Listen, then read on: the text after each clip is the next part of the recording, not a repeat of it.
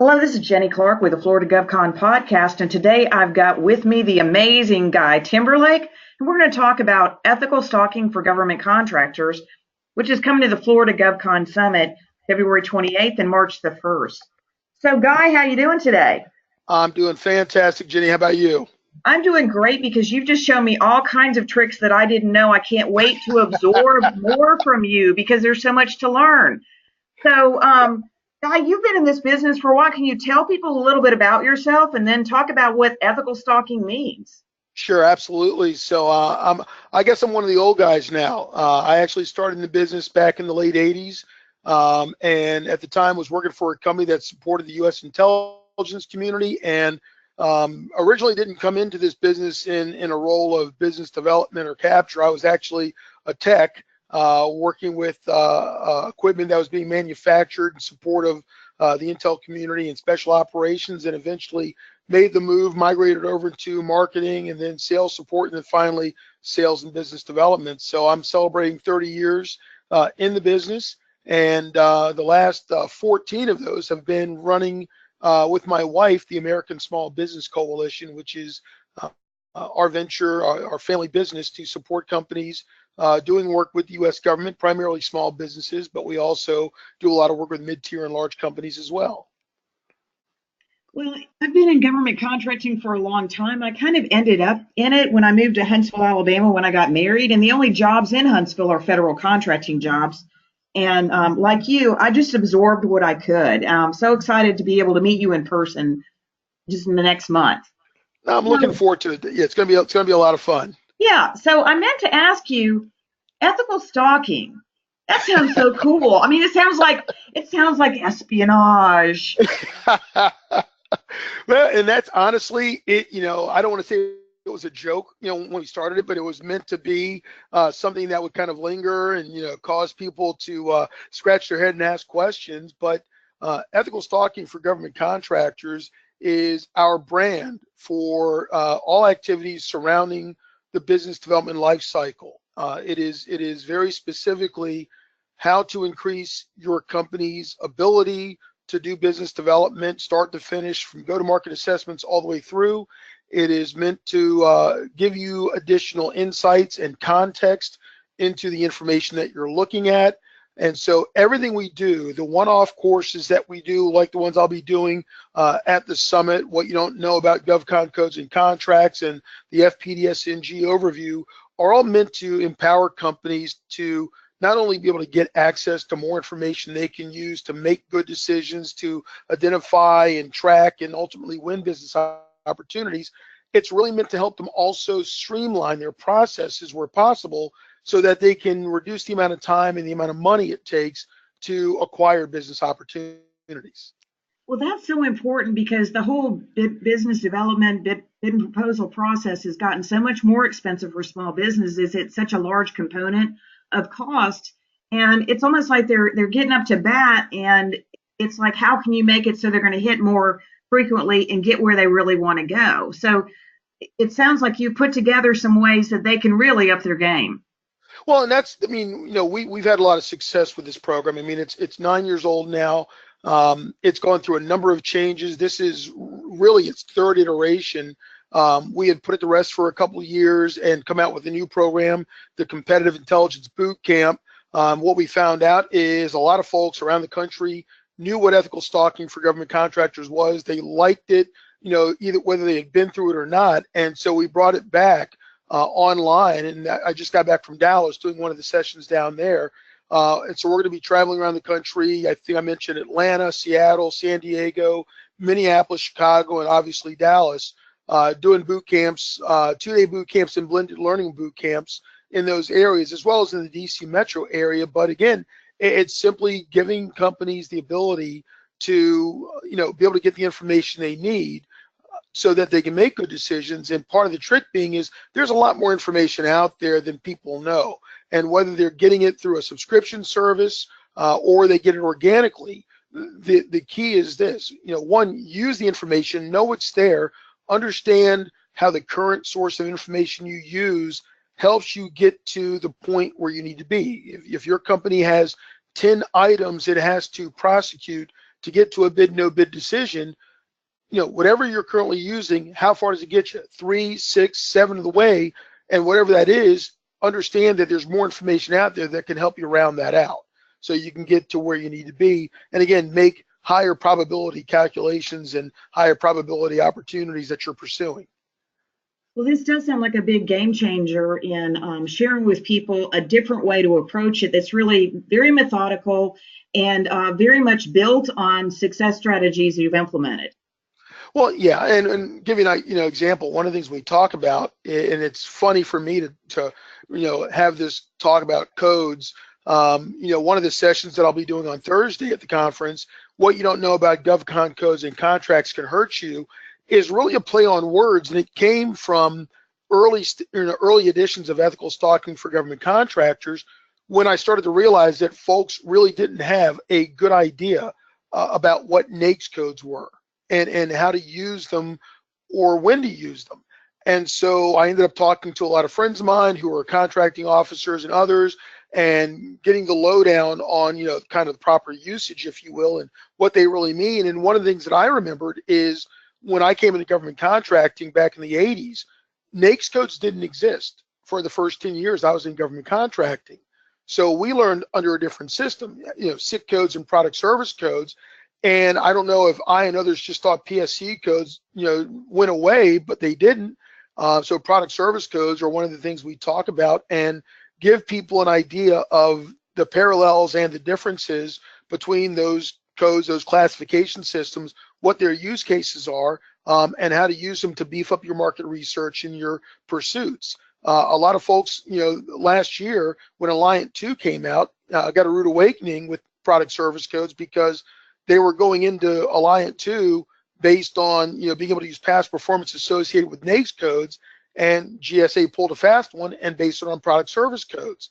And part of the reason is because the product service codes represent what the government buys as opposed to NAICS codes. And so one of the things we talk about quite a bit is NAICS codes are known for a lot of the wrong reason. And if the government were to take the SBA size standard away from NAICS codes and put it anywhere else but with NAICS codes, our industry would forget about NAICS codes within a week. Yeah. And so that's, so in that session, we'll talk about those classifications. We'll talk about the different types of contracts. We call them the awards and indefinite delivery vehicles the government uses each year, and break it down into how companies can use that to identify who buys which way based on how they can sell to the government. All of that will lead into the FPDS NG session I'll do. Companies that stay for both of those will have a lot of good information, good background to then look at FPDS and G and understand how they can use that to really beef up a lot of the information that they can use to, again, identify opportunities, competitors, viable customers, that type of thing. Well, it's so important to learn your way behind the scenes to find the exact right opportunities, because the amount of money that people are putting into the proposal effort, right, it's a lot to blow if you don't have it figured out. Absolutely. I mean, again, you mentioned it. I mean, this business is getting more expensive, and it's not even just small businesses. We've done this. We've taught a lot of companies, mid-tier and large companies also, helping them streamline their processes because, it's really not the easiest thing in the world to raise your price to the government. Quite honestly, that's just not really conducive, especially in an environment that's, born LPTA. So for that reason, if you want to make more money, you've got two choices. You can either raise your prices, which is probably not going to happen, win more business, which is what we want to have happen. But the other way you do it is drive your costs down, decrease your cost of doing business, and especially in the business development arena, lower your cost of acquiring business. We refer to as cab fare, pay less cab fare. I like that analogy of cab fare, because you've got to find some way to get there. And exactly. You can't always take a limo. You've got to have enough opportunities by taking several cabs instead of putting it all in one spot. And when you talk about cost, that's really one of my main things, is trying to explain to people how to become more efficient and how we become more cost effective. That's really one of the reasons behind the Florida GovCon Summit, is to talk to people about, okay, you got here. How do you get to the next level? You can't keep playing the same game. You've always got to up your game if you want to be a leader in this market. Well, exactly right. I mean, along the same line of cost, there are different ways of doing business with the U.S. government, and that's one of the ones I think you and I talked about. A lot of folks have a lot of misunderstandings about simplified acquisitions. I mentioned to you earlier, a lot of folks I talked to over the years mix them up with micro purchases, and while micro purchases account for a lot of spending by the government every year, simplified acquisitions account for quite a bit as well. As a matter of fact, simplified acquisition spending by the government, FAR Part 13, purchases made using the simplified acquisition procedures. If you look at government spending on simplified acquisition since FY13 through this year, it's been increasing steadily since then at better than $1 billion a year on average. Now, the interesting part is the dollars that the government spent overall, if you look at what was reported to FPDS&G, decreased tremendously by $100 billion from FY13 to FY15, but the dollars going to simplified acquisitions actually increased. So this is one of the ones we talk about. These are streamlined purchases done by the government, primarily reserved for small business concerns. It's products and services. There are 60 different agencies at the department level that use these on a regular basis. And as of last year, it's about $22 billion a year of the fiscal spend went this way. And most of these dollars are awarded to standalone contracts. In other words, not a GSA schedule, not a BPA or IDIQ. It's either a purchase order or a letter contract. So in other words, companies, in a lot of cases, don't need an established contract vehicle to go after simplified acquisitions. Wow, that sounds like something people really need to learn about, because they're waiting so long right now, going through the RFP process and submitting and resubmitting and going through protest and everything else. And simplified acquisition sounds like it really is a thing.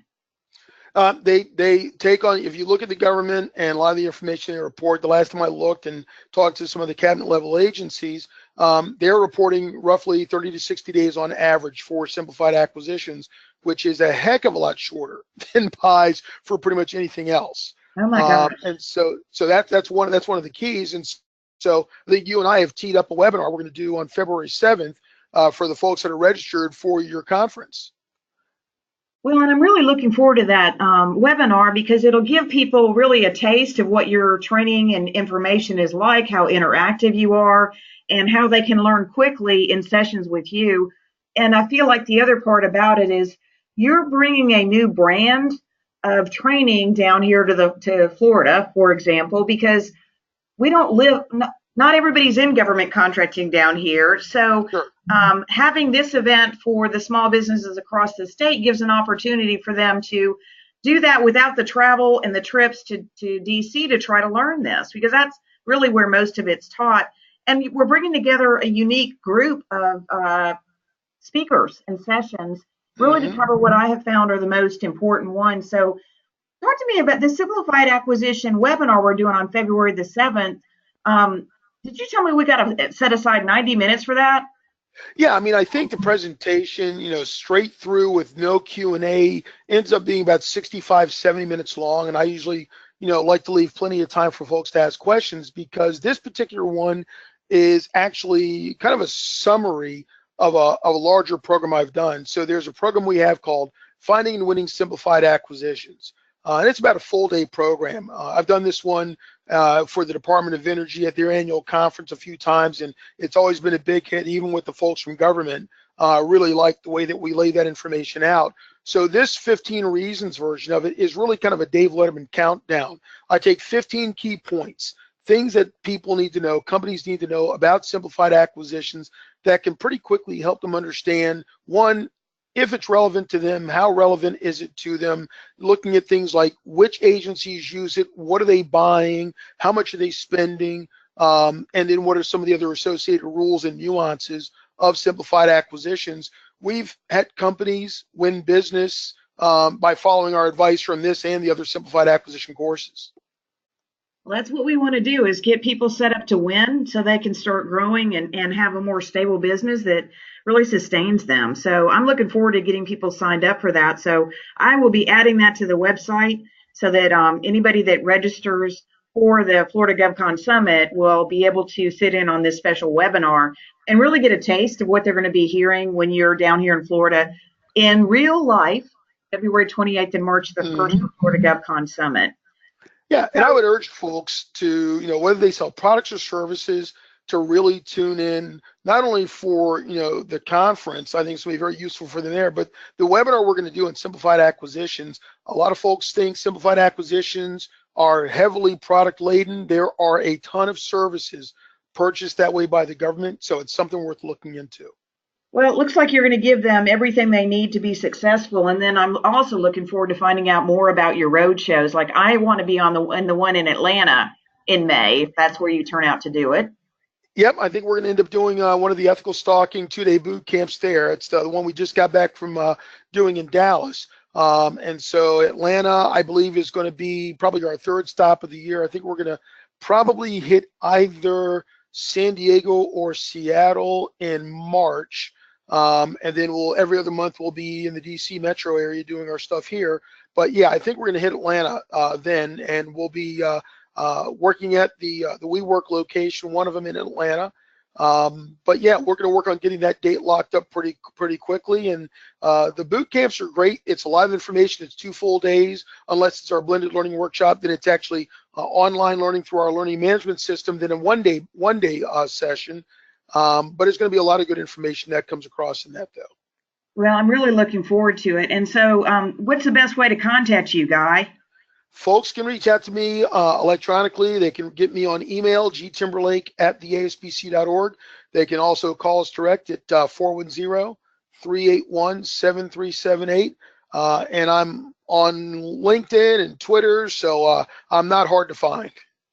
Well, that's how I found you, actually, and I'm so excited to be able to do this program with you, and looking forward to seeing people in Orlando.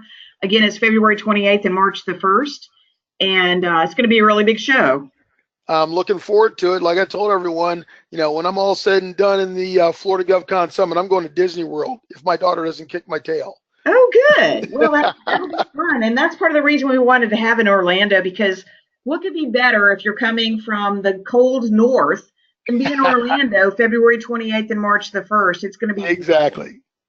All right. Yep. Well, thanks so much. What's not to like? Weekend, Guy. I'll talk to you soon. I look forward to it, Jenny. Thanks a lot. All right. Bye-bye.